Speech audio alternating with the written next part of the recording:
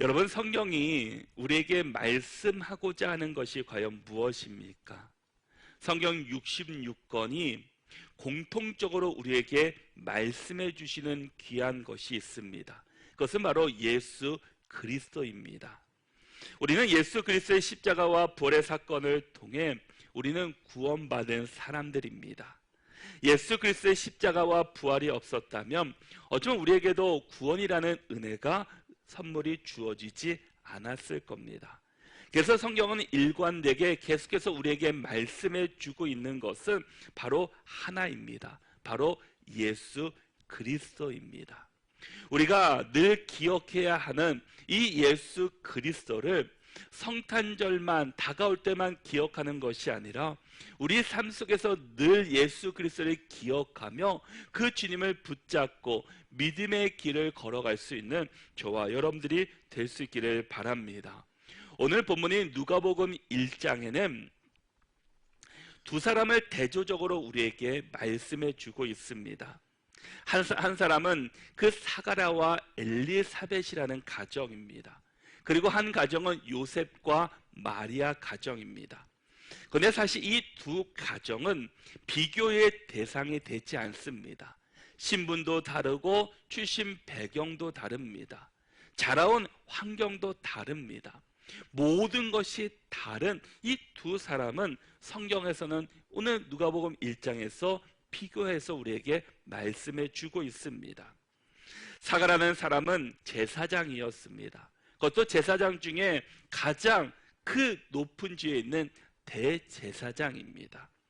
사가라는 이스라엘 민족 중에 지위가 가장 높은 대제사장이었습니다. 그래서 유일하게 이 사가랴만 이 지성소에 출입할 수 있었습니다. 이 대제사장은 이 유대인의 최고 행정기관이며 최고의 재판소였던 이 사내들이 공의회의 바로 의장이었습니다. 이 사가랴는 대제사장으로서 매년 1년에 한 번씩 이 출입하는 이 지성소의 반차에 따라서 들어갔을 때 그곳에서 천사 가브리엘을 만나게 됩니다. 신분적이나 또 종교적으로 최고의 지위에 있던 그 토라의 최고의 제사장에게도 이 문제가 하나가 있었다라는 겁니다. 그것은 무엇이었냐? 자녀가 없었다라는 겁니다. 이 사가랴에게 나타난 가브리엘은 하나님의 계시된 말씀을 그에게 전하게 됩니다. 13절의 말씀을 보면은 이 천사가 그에게 이르되 사가랴야 무서워하지 말라. 너의 간구함이 들린지라. 내 아내 엘리사벳이 내게 아들을 낳아 주리니 그 이름을 요한이라 하라 라고 말씀합니다. 이 요한은 세례 요한으로서 예수님의 오실 길을 미리 준비한 사람입니다. 이 소식에 사가랴는 천사에게 어떻게 말합니까? 18절에서는 사가랴가 천사에게 이르되 내가 이것을 어떻게 알려? 내가 늙고 아내도 나이가 많았습니다 라고 이야기합니다. 우리 둘 다 이미 나이가 많아서 아이를 가질 수 없다라는 말입니다. 있을 수 없는 말을 왜 하십니까? 라고 지금 이야기하고 있습니다. 여러분, 사가랴는 대제사장으로서 누구보다 하나님의 말씀을 잘 알고 있는 사람입니다. 구약 성경에 능통한 자입니다. 그러기에 그의 조상이었던 아브라함과 사라의 이야기도 잘 알고 있습니다. 그런데 그동안 그가 알고 있었던 또 들었던 하나님의 말씀이 자신과 다르게 적용되고 있었다라는 겁니다.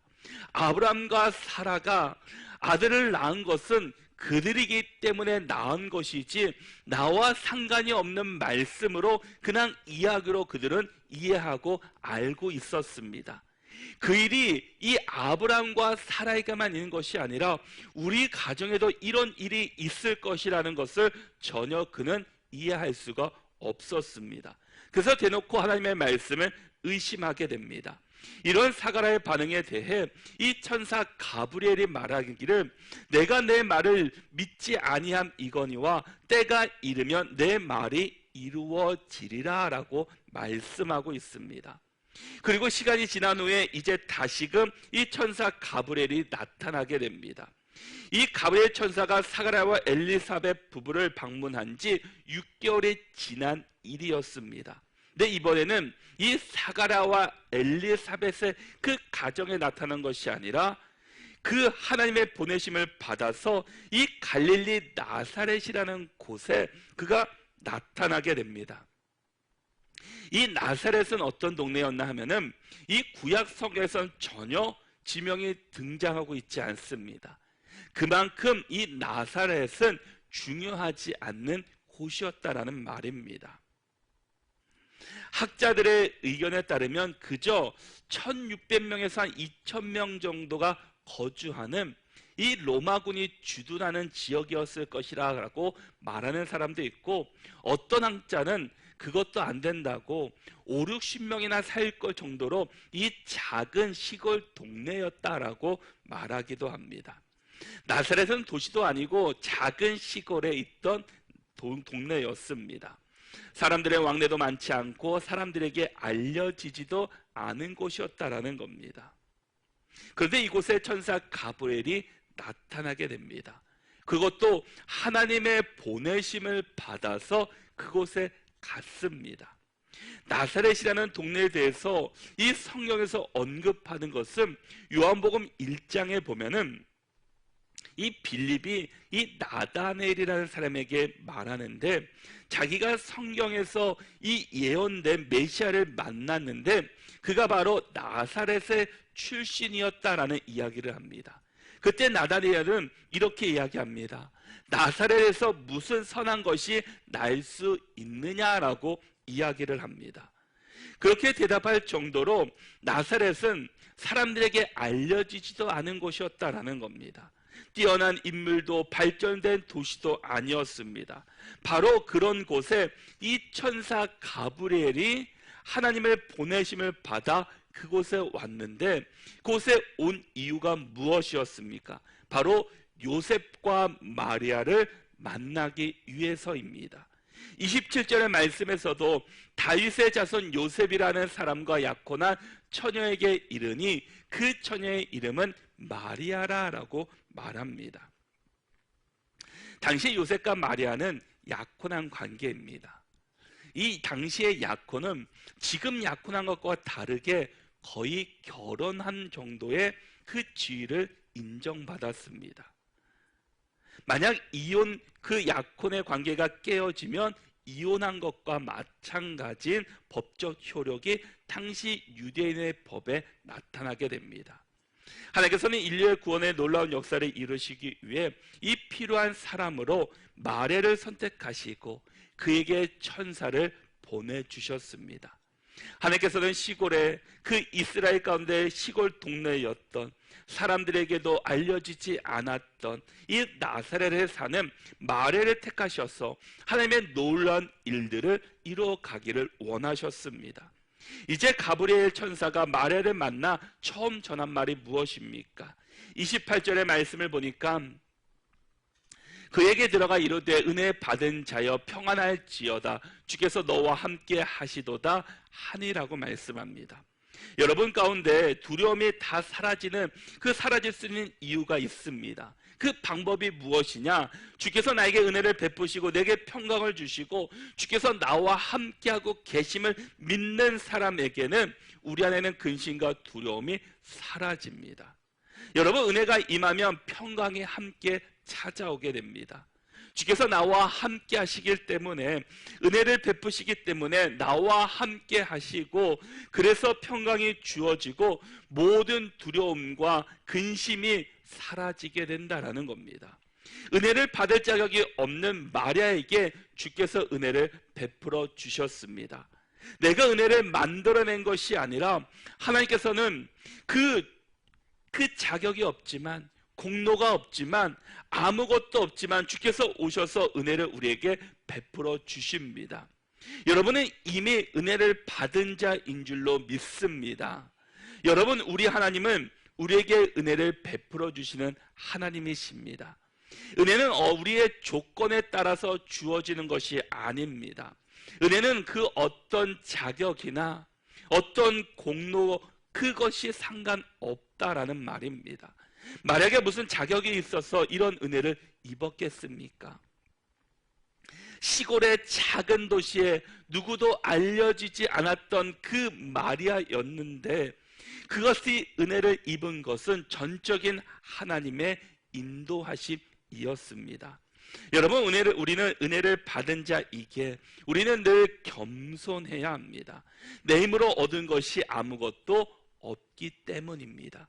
그래서 우리가 자랑할 것도 없고 내세울 것도 없는 것입니다. 마리아는 누구도 알아주지 않았던 이 시골 변두리에 있던 약 당시로 15살 정도 되었던 마리아, 그가 하나님의 은혜를 입게 되자 인류를 구원하기 위해서 하나님께서 보내주신 예수 그리스도의 탄생의 도구로 사용되었습니다. 그런데 그가 30절에서 어떻게 이야기합니까? 천사가 이르되 마리아여 무서워하지 말라, 내가 하나님께 은혜를 입었느니라 라고 말씀합니다. 두려워하고 있는 마리아에게 천사가 다시금 말하는데 무서워하지 말라, 왜냐하면 하나님께 은혜를 입었기 때문이다라는 겁니다. 왜 그게 두려움이 사라지는 이유입니까? 하나님께 은혜를 입은 사람은 하나님께서 책임져 준다라는 말입니다. 하나님께서 우리를 지켜주신다라는 말입니다. 그러기에 우리는 하나님께 붙잡혀 있고 하나님의 말씀에 순종하고 나가게 되면은 우리의 모든 문제들이 하나님 안에서 해결될 것이고, 그것이 두려움의 대상이 아니라 하나님의 은혜로 바뀌게 되기 때문입니다. 여러분, 하나님의 은혜를 받은 사람은 두려워할 것이 없습니다. 하나님이 우리를 지켜주시고 우리와 함께 하시기 때문입니다. 그런데 처녀 마리아에게 잉태하여 아들을 낳게 되는데 그분이 예수 그리스도이십니다. 그러니 마리아가 두려워했습니다. 여러분, 하나님께 붙들린 사람들은 두려워하는 것이 아니라 담대하게 주의 사명의 자리 앞에 나가야 합니다. 말씀 앞에 순종하고 말씀의 길을 걸어가야 합니다. 우리에게는 이미 하나님의 은혜가 주어졌습니다. 주어진 은혜를 우리가 누리면 되는데, 우리의 짧은 지식과 경험으로 하나님의 은혜를 우리가 가리고 있습니다. 하나님께서 계속해서 은혜의 담비를 우리에게 부어주고 있는데 우리가 우리의 경험과 지식으로 그 은혜의 담비를 막고 있다라는 겁니다. 우리 모두가 늘 하나님의 은혜를 누리며 살아갈 수 있기를 바랍니다. 내가 가리고 있는 그것을 치울 때 은혜를 부어주시는 그 은혜가 우리 가운데 흘러 넘칠 수 있기 때문입니다.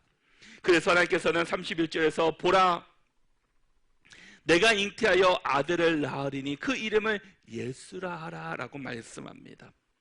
하나님께서 마리아에게 주신 사명의 자리가 어디입니까? 마리아를 통해 아들을 낳게 하시는데 그분이 바로 예수 그리스도이십니다. 마리아는 아직 결혼하지 않은 처녀였습니다. 그런데 하나님께서 마리아를 사용하셔서 아들을 낳을 것인데 그 이름을 예수라 하라고 말씀합니다. 얼마나 당황스럽겠습니까? 결혼도 하지 않은 처녀에게 그것도 예수를 잉태하게 하신다니, 그 어느 누가 그 사명의 자리, 그 말씀을 이해할 수 있겠습니까? 대부분 우리는 어떤 사명의 자리나 어떤 그 하나님의 말씀을 들을 때 먼저 생각하는 것이 순종의 자리가 아니라 자신의 경험입니다. 자신의 상황입니다. 자신의 지식을 먼저 생각하게 됩니다. 마리아도 마찬가지였을 겁니다. 잉태하게 하시는데 이 잉태의 방법이 성령에 의해서 해주신다라는 겁니다. 분명히 자녀를 낳기 위해서는 남자가 필요했고 그 관계에 의해서 이루어지는데 지금 하나님께서는 그런 방법이 아니셨습니다. 그러니 그에게는 그 이해할 수 없는 지금 자리였습니다. 당시 더구나 처녀의 몸으로 잉태하게 된다면 사람들로부터 돌에 맞아 죽을 수도 있습니다. 하나님의 말씀 앞에 순종한다는 것을 어찌 보면 생명과도 바꾸는 일입니다. 그러나 마리아는 하나님이 주신 사명 앞에 거부하는 것이 아니라 순종하였습니다. 하나님께서 마리아에게 사명을 주시면서 그에게서 태어난 아들 예수가 누구인지를 우리에게 말씀해 주고 있습니다. 우리 32절과 33절의 말씀을 같이 한번 읽어보겠습니다. 32절과 33절 말씀 함께 읽겠습니다. 그가 큰 자가 되고 지극히 높으신 이의 아들이라 일컬어질 것이요 주 하나님께서 그 조상 다윗의 왕위를 내게 주시리니 영원히 야곱의 집을 왕으로 다스리실 것이며 그 나라가 무궁하리라. 아멘. 이 예수는 우리가 생각하는 그런 분이 아니라 지극히 높으신 이의 아들입니다. 또 주 하나님께서 그의 조상 다윗의 왕위를 그에게 주셨습니다. 이미 구약에서 예언된 그 예수 그리스도가 우리 가운데 오셨다라는 말입니다. 이 가브리엘 천사가 이 사가랴와 엘리사벳의 가정의 가전 소식은 나이 많은 할아버지와 할머니에게 아기가 태어난다라는 소식이었습니다. 그 소식조차 그들은 자신의 지식으로는 이해할 수 없었습니다. 이미 그 사회적인, 세상적으로 생물학적인 그 모든 것이 끊어져 있기 때문입니다. 그래서 사가랴는 대제사장이었음에도 불구하고 그 사실을 믿지 못해서 그만 말문을 닫아버리게 됩니다. 하지만 마리아에게서 가지고 온 소식은 그것과 비교할 수 없을 정도로 놀라운 일이었습니다. 처녀가 남자를 통하지 않고 아들을 낳게 되리라는 것이었습니다. 그리고 태어날 그 아이는 큰 자가 된다는 말씀이셨습니다. 주님 오시는 길을 준비하는 것을 소명으로 받게 될 요한은 누가복음 1장 15절에서 그가 주 앞에 큰 자가 되며 라고 말씀했습니다. 요한은 주님 앞에서 큰 자, 주님께서 보시기에 큰 인물이었습니다. 그러나 요한은 사람들 앞에서는 또는 사람들 보기에는 큰 인물은 아니었습니다. 요한은 평생 낙타의 거친 털로 만든 옷을 입었고 가난한 사람들이 주로 먹었던 메뚜기와 석청을 먹었습니다. 야생꿀을 주식으로 삼았고 유대 광야가 주거지였기 때문이었습니다. 그러나 요한은 주님으로 인해 큰 자가 되었습니다.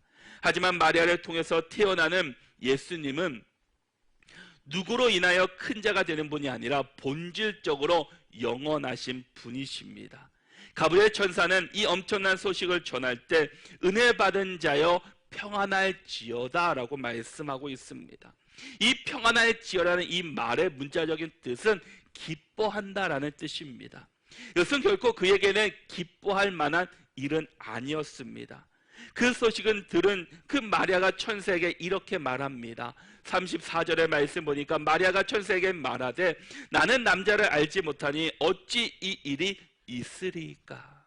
그는 그 사명을 받자 자신의 생각을 그에게 이야기합니다. 나는 남자를 알지 못하는데 어찌 이런 일이 있습니까? 아이가 태어나기 위해서는 남자와 그 관계가 필요한데 지금 나는 전혀 그렇지 않았는데 어떻게 임신이 가능하냐라는 겁니다. 엘리사벳의 임신은 희박할지라도 가능성이 있는 일입니다. 그러나 자신의 임신은 인간으로서는 가능하지 않았다라는 겁니다. 마리아는 지금 천사가 한 말을 이해할 수 없었습니다. 우리의 지식으로 이해할 수 있는 것이 아니기 때문입니다. 우리는 때로는 하나님의 놀라운 사명의 자리에 하나님의 말씀을 우리의 지식으로 이해하려고 합니다. 그러나 때로는 하나님의 놀라운 일들, 하나님의 하신 일들을 우리의 지식으로 이해할 수 없을 때가 있습니다. 어떻게 처녀인 제가 아들을 낳을 수 있습니까? 더군다나 구세주를 이 땅을 구원하시기 위해 오시는 예수님을 제가 낳는다고 어떻게 이런 일이 저에게 있을 수 있습니까? 라고 그는 이야기합니다. 그러나 35절에서 놀라운 말씀을 하고 계십니다. 35절의 말씀을 같이 한번 읽어보겠습니다. 함께 읽겠습니다. 천사가 대답하여 이르되 성령이 내게 임하시고 지극히 높으신 이의 능력이 너를 덮으시리니 이러므로 나실 바 거룩한 일은 하나님의 아들이라 일컬어지리라. 아멘. 지금 이 일은 누구에 의해서 일어나고 있습니까? 성령님께서 하시는 일이십니다. 성령이 내게 임하시고 지극히 높으신 이의 능력이 너를 덮어주신다라는 겁니다. 여러분, 성령이 우리에게 임하시면 못할 일이 없다라는 겁니다. 우리가 성령으로 충만하면 못할 일이 없다라는 겁니다. 우리가 때로는 하나님을 의심하고 내 지식으로 내 경험으로 그것을 받아들이는 것은 우리 안에 성령으로 충만하지 않기 때문입니다. 우리가 성령으로 충만하지 않으면 우리의 시선, 우리의 생각이 계속해서 하나님이 아닌 세상으로 가게 됩니다. 세상의 방법으로 이해하려고 하고 세상의 방법으로 그것들을 하려고 한다라는 겁니다. 천사는 마리아에게 내가 하는 일이 아니라 하나님께서 너를 통하여 하시는 일이심을, 성령님께서 하시는 일이심을 말씀하고 있습니다. 우리의 능력으로는 할 수 없지만 성령이 내게 임하시면 모든 일은 가능합니다. 내 힘으로 할 수 없고 인간적으로 이해할 수 없지만 여러분, 성령께서 마리아와 함께 하신 것처럼 우리와 함께 하시고 우리 가운데 성령이 충만하게 임할 때 우리는 못할 일이 없습니다.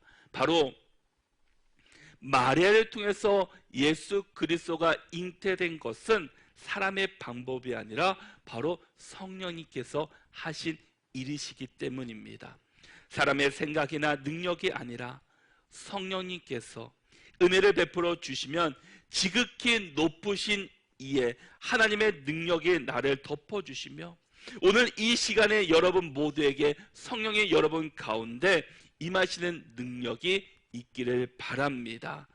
그러자 37절과 38절에서 이렇게 말씀합니다. 우리 같이 한번 읽도록 하겠습니다. 함께 읽겠습니다. 대저 하나님의 모든 말씀을 능하지 못하심이 없으니라. 마리아가 이르되 주의 여종이오니 말씀대로 내게 이루어지이다 하매 천사가 떠나가니라. 아멘. 여러분, 하나님의 말씀에는 능하지 못하심이 없습니다. 하나님께서 말씀하신 대로 모든 것을 이루십니다. 하나님의 말씀으로 이 세상을 창조하셨습니다. 창세기 1장을 보면은 아무것도 없는 흑암 가운데 있는 그 땅 가운데 하나님께서 이르시되, 하나님께서 말씀하시되 빛이 있으라니 빛이 있었습니다. 하나님께서 말씀하시기를 궁창이 있으라니 궁창이 있었습니다. 하나님께서는 이 세상을 창조하실 때 어떤 도구나 어떤 방법으로 사용하시는 것이 아니라 하나님께서 이르시되, 하나님께서 말씀하시자 모든 것들이, 없었던 것들이, 아무것도 없는 그 땅 가운데 하나님의 놀라운 일들이 일어나게 되었습니다. 요한복음 1장 1절에서도 태초에 말씀이 계시니라, 이 말씀이 하나님과 함께 계셨으니 이 말씀은 곧 하나님이시니라 라고 말씀합니다. 태초에 말씀이 있었다고 합니다. 이 말씀이 하나님이 함께 하셨다라고 합니다. 그리고 이 말씀이 곧 하나님이시다라고 말씀해 주고 있습니다. 사람은 불가능하지만 하나님의 말씀은 가능하다고 말씀합니다. 인간은 시간과 공간의 제약을 받는 유한한 존재이지만 우리 하나님은 시간과 공간을 초월하시는 분이십니다. 그뿐만 아니라 천지 만물을 창조하시는 분이 바로 우리 하나님이십니다. 우리는 하나님의 말씀을 잘 들어야 하고 말씀 앞에 순종해야 합니다. 그 말씀이 곧 하나님이시기 때문입니다. 말씀이 곧 하나님이시기 때문에 우리는 그 말씀 앞에 순종하며 그 말씀의 길을 걸을 때 하나님의 놀라운 은혜와 역사하심을 경험하게 될 것입니다. 마리아는 천사의 말을 듣고 이렇게 고백합니다. 주의 여종이오니 말씀대로 내게 이루어지이다. 이 고백이 바로 우리의 고백이 될 수 있기를 바랍니다. 지금 천사를 통해 주신 하나님의 사명은 마리아가 감당하기 어려운 일입니다. 그리고 자칫 잘못하면 그것이 소문이 퍼지면 돌에 맞아 죽을 수도 있는 그런 일들이 일어날 수도 있습니다. 그러나 마리아는 자신의 상황을 주변 사람들을 인식하는 것이 아니라 말씀 앞에 순종합니다. 말씀이 하라고 하신 대로 하겠다라고 순종합니다. 이런 믿음, 이런 고백으로 우리가 살아갈 수 있기를 바랍니다. 마리아의 고백으로 그의 삶의 주인이 바뀌었습니다. 지금까지는 내가 주인이었고 내 뜻대로 살아왔지만 이제는 내가 주인이 아니라 저는 주의 여종입니다.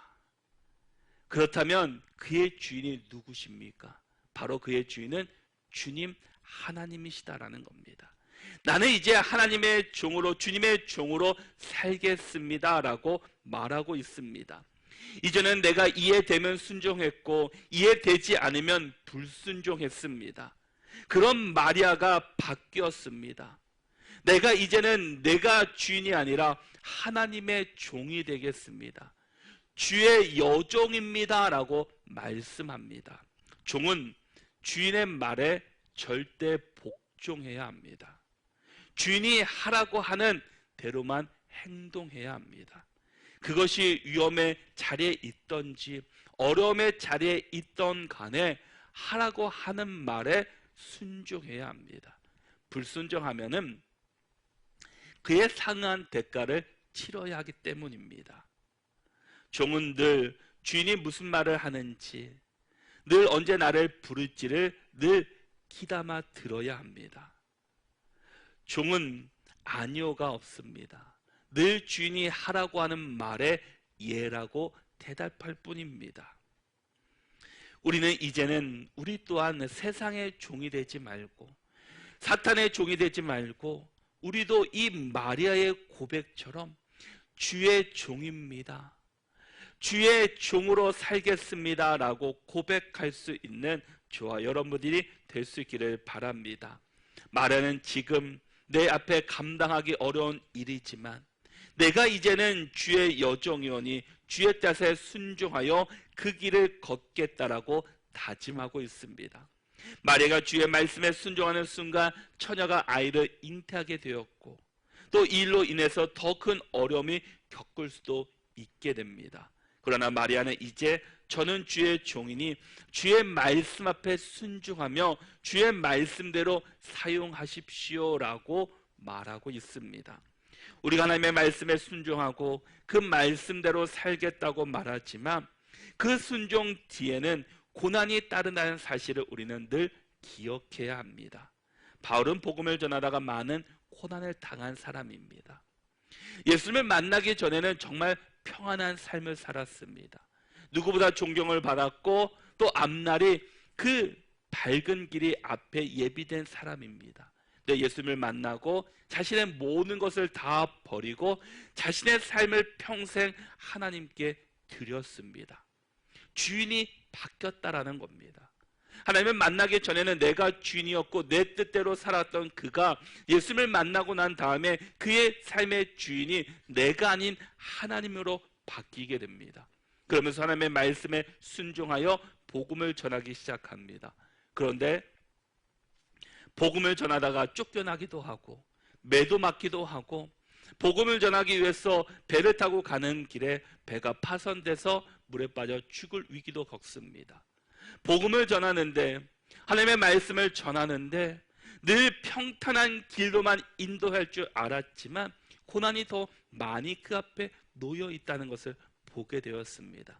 그럼에도 불구하고 바울은 그 자리 앞에 떠난 것이 아니라 외면한 것이 아니라 그것도 하나님의 뜻임을 기억하며 그 자리를 믿음으로 지키며 달려갔습니다. 여러분, 예수님이 이 땅에 오신 것은 무엇입니까? 왜 하늘의 영광을 버리고 이 땅에 내려오셨습니까? 한 가지입니다. 바로 우리를 구원하시기 위함이셨습니다. 그래서 아무런 죄가 없으신 예수님께서 인간의 몸을 빌려서 이 땅 가운데 태어나셨습니다. 우리 모든 인간은 죄가 있지만 오직 예수 그리스도만 죄가 없으신 분이었습니다. 왜냐? 죄인인 우리를 구원하시기 위함이었습니다. 죄인을 구원하기 위해서는 죄가 없는 자가 구원해야 되기 때문입니다. 그래서 예수님께서는 그 길로 오셨습니다. 그리고 이 땅 가운데서 어떤 길을 걸으셨습니까? 남들에게 환호를 받고 남들에게 위대함을 받는 자리가 아니라 가장 낮고 낮은 자리로 오셨습니다. 그로 인해서 십자가의 길을 걸으셔야 했고 또 그 후에 부활의 그 놀라운 은혜를 경험하게 되었습니다. 십자가 부활이 없이는 우리가 구원받지 못했기 때문입니다. 내 부활을 경험하기 위해서는 반드시 십자가의 길을 걸어야만 했습니다. 십자가의 길은 그 골고다 언덕은 매우 가파른 곳이었고 힘든 길이었고 그것도 십자가를 지고 그 길을 걷는 매를 수없이 맞았던 그 고난의 길, 예수님이 힘이 없어서 그것을 감당하셨겠습니까? 바로 우리의 죄를 구원하시기 위한 방법이 그것이었기 때문입니다. 그래서 하나님의 말씀에 예수님께서는 순종했습니다. 십자가를 지기 바로 전날 밤에 우리가 아는 것처럼 예수님께서 겟세마네 동산에서 기도하실 때 할 수만 있으면 이 잔을 나에게서 피하게 해주십시오. 그러나 나의 원대로 마시고 아버지의 뜻대로 해 주십시오라고 기도했습니다. 그래서 예수님은 그 십자가의 길을 회피하는 것이 아니라 그 길을 순종함으로 나가게 됩니다. 우리가 주의 말씀에 순종한다는 것은 우리에게 주어진 십자가의 길을 걷는 길입니다. 그 길이 골고다 언덕일 수도 있습니다. 여리고성이 우리 앞을 막을 수도 있습니다. 그런데 놀라운 사실은 주의 말씀에 순종하고 그 길을 걸을 때 내가 그 길을 걷는 것이 아니라 하나님께서 그 길을 걸어주신다라는 겁니다. 그 길을 인도해 주신다라는 겁니다. 내 힘으로 할 때는 그 여리고성이 그 감당할 수 없는 일이었지만 하나님 말씀에 순종하자 그 땅은 하나님의 땅이 되고 말았습니다.